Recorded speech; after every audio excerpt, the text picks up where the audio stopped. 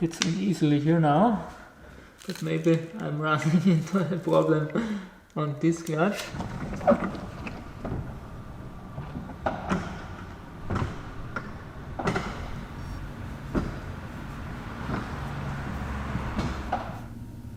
Hello everybody and welcome to day 75 of my Jaguar S-Type restoration project.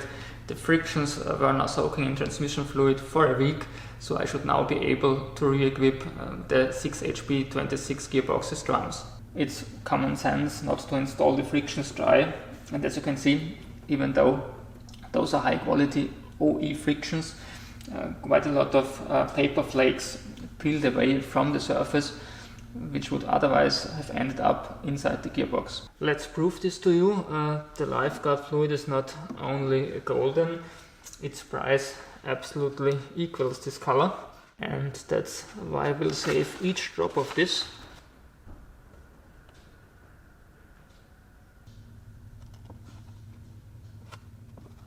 I'm gonna start with the A-clutch drum. The first step will be verifying the clutch pack thickness I was measuring last time with wet frictions inside.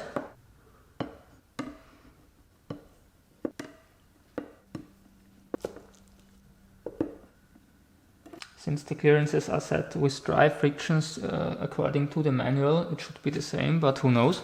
When doing the measurements last time, by the way, I was assuming that those wave discs are fully compressed at 200 Newton meters or 20 kilograms.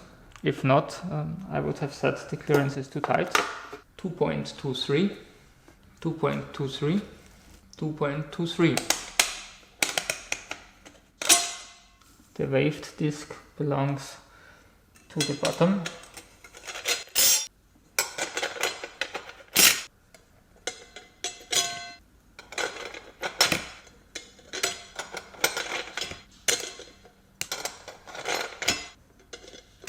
And the final one, I will now experiment on this a little bit and first use the old snap ring. For checking the clutch pack clearance, I've now prepared a feeler gauge. Those three layers together equal 1.80 millimeters, while clearance is supposed to be somewhere in between 1.59 and 2.04. So that's exactly the middle. Let's try to get this inside here. And actually, with some pressure, it fits. That's strange because due to my calculations, this snap ring was a little too thin, and I was ordering a thicker one. That's 3.3, that's 3.5.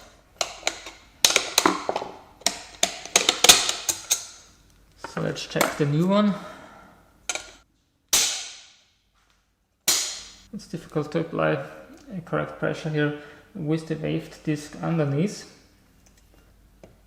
No, doesn't fit anymore. However, minimum clearance is 1.59. Those two equal 1.65. And actually, that's very tight, that's too tight. Which means I will keep going with the old snap ring. Yeah, this looks okay. Now up to the B clutch drum, since I now know that the transmission fluid has no impact on the thickness of the frictions, I don't need to do any further measurements on this.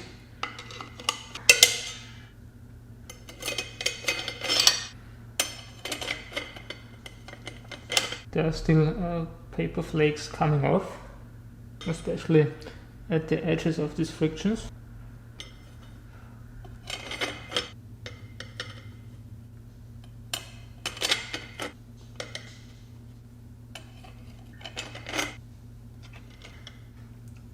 And the final one. In the case of this drum, due to my calculations, the original snap ring is too thick, but let's check this out.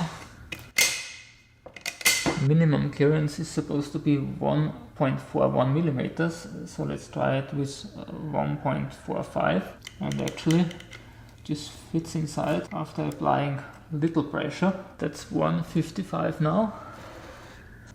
No chance with 1.55. Nevertheless, I will change out the snap ring against the smaller one I went for, because too small clearances also can be a big issue on this transmission. This new one is 0.2 millimeters smaller.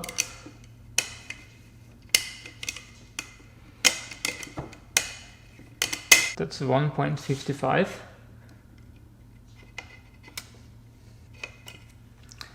That fits. The gap's obviously somewhere around 1.6, and that's perfectly within spec. Up to the C drum, which at the same time applies the D clutch on its rear side.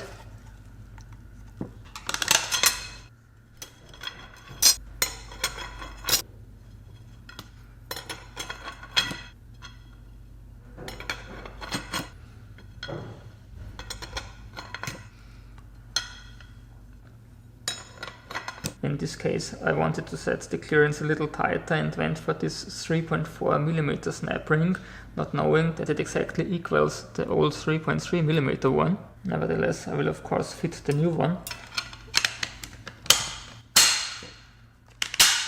Clutch pack clearance is supposed to be between 1.38 and 1.83mm on the C drum.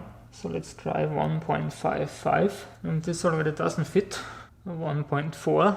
1.4 goes in very tight, even with lots of pressure applied onto this clutch pack. Clearances on the B and the C clutch are supposed to be set nearly the same, but while I can't get my gauge inside here, it drops in easily on this clutch even without pressure.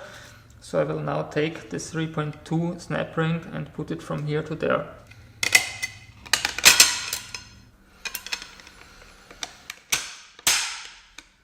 And vice versa, of course.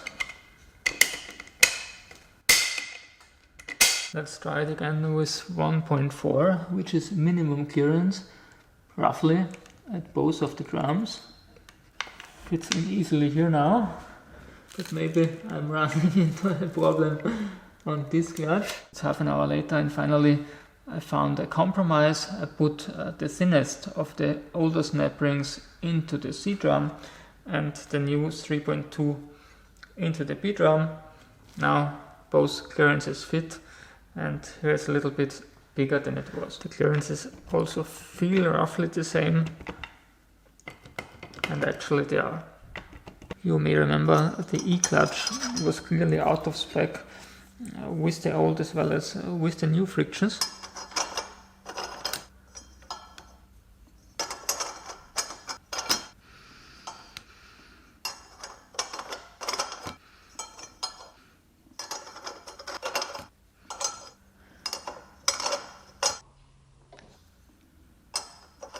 As you can see, the clutch pack lines up perfectly with the lower edge of the snap ring cut out. So I can already say that my measurement was wrong, because I've ordered a snap ring only 0.2 millimeters smaller than the cutout, which is the biggest one available for this drum. And my mistake was that I assumed the waved disc at the bottom to get fully depressed when applying a load of 20 kilograms.